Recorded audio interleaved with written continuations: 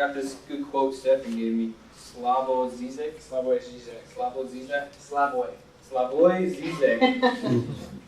We feel free because we lack the very language to articulate our unfreedom. I think that says a lot right there. We've kind of been indoctrinated in the language of the oppressor. We speak in the terms of the oppressor now. We can only see from the perspective of our leaders and the elites running this country. And we got to shake loose from that. Anything to add for that? I had other slides, but I just want to open this up. Yeah, we should Q&A, because we're gonna head out to the General Assembly shortly, but we want to make sure that people have time to talk.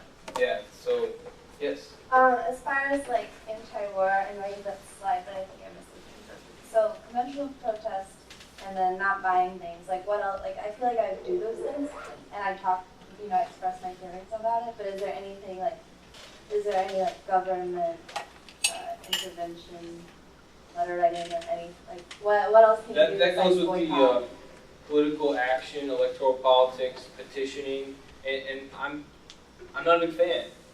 I'm not a big fan. You're asking permission for these people. You're recognizing their authority in the first place when you send them these letters. I think your participation in the Occupy movement is doing more to counteract the wars than any petition or any vote could ever do, because you're developing an alternative to that system right now. Back in the right. So to kind of reflect on this Occupy Blow No movement thing. So we're committing a small act of civil disobedience, right?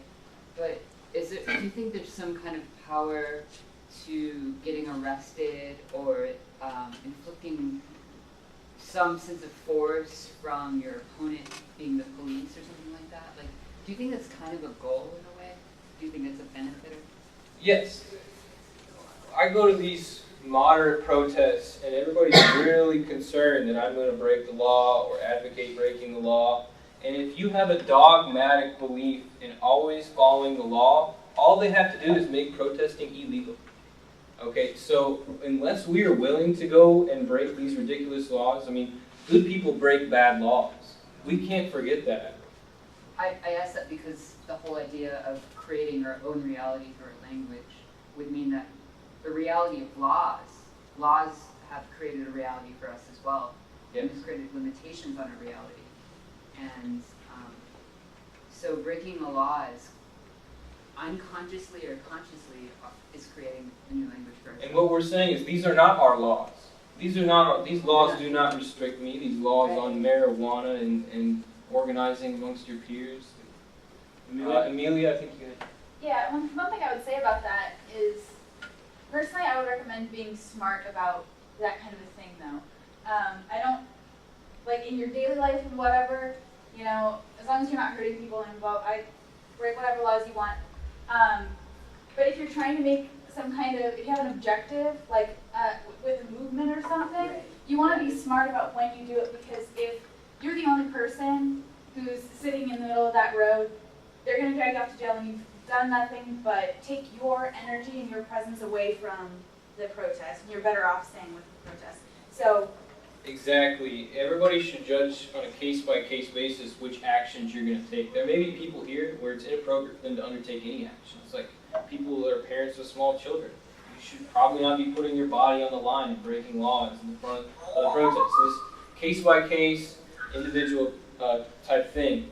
But and being strategic. Yes. So the question isn't, are we going to break laws? It's when. When are we going to break the laws? And that's a strategic question, really. Vic? Anything out that goes without saying. At the very beginning you said, shout anything out that goes without saying. Oh, So I just did it. Oh, okay. So what's really important is, one thing we can all do is write with humor. You have to write, you can get your ideas out almost in any newspaper. 250 words or less. But you really want to use a little humor and attack things that you're really against. And it's really good when you can make fun of any politician by name. It's really important. I write letters all the time to the Pantograph. It used to be 350 words.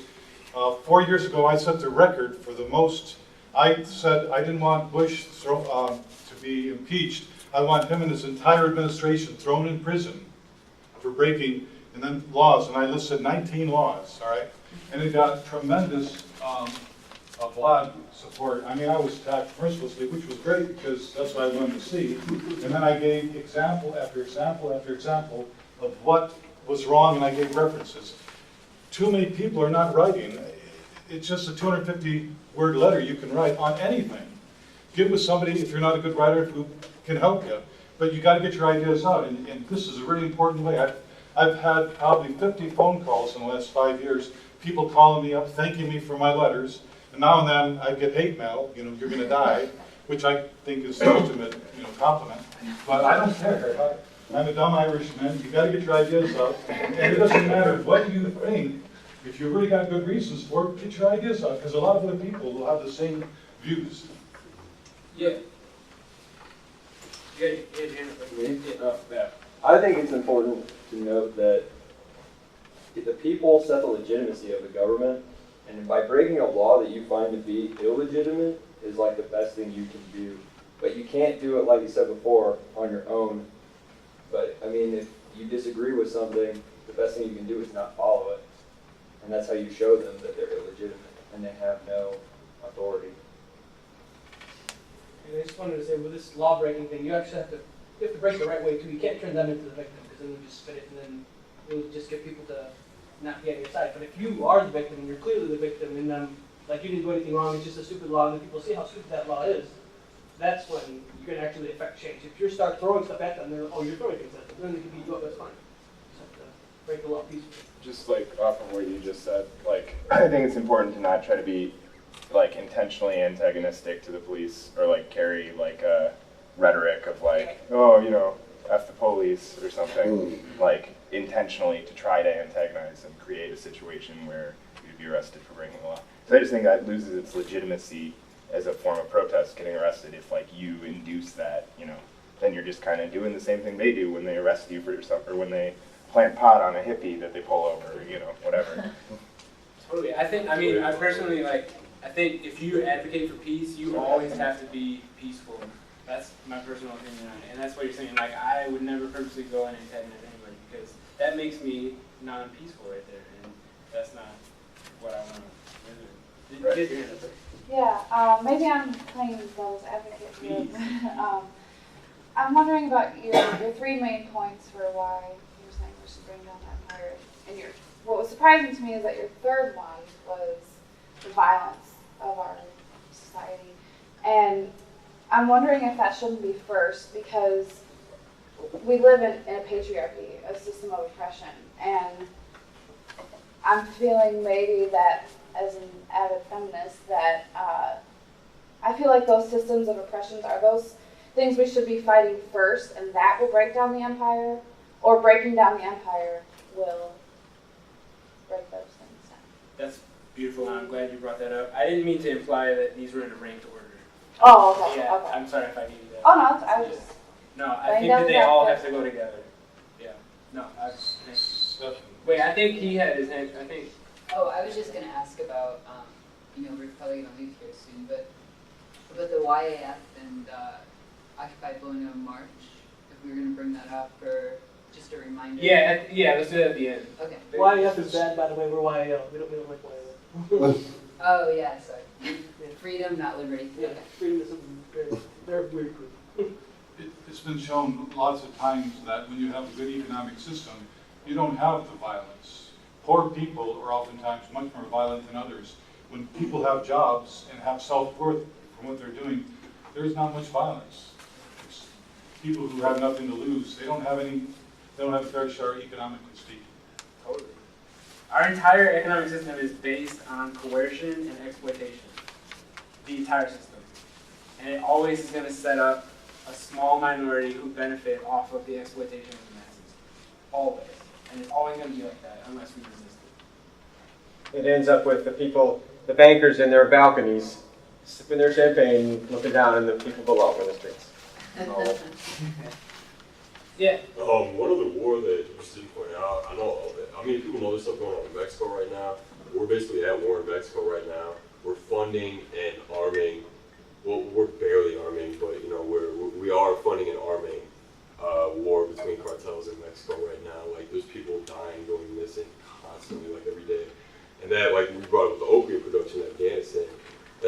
with the, you know, you're talking about people in poverty.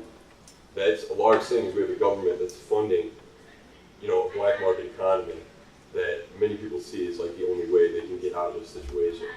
So we got people killing each other over, you know, over here every day over heroin, cocaine, crack, even marijuana. You know, how many Mexicans, how many Hondurans die every day over, you know, dirt weed. Like, it's ridiculous. Yeah. Anybody else have anything to add? Shall we invite everybody to the occupied moment? Did you want to say something about it real quick?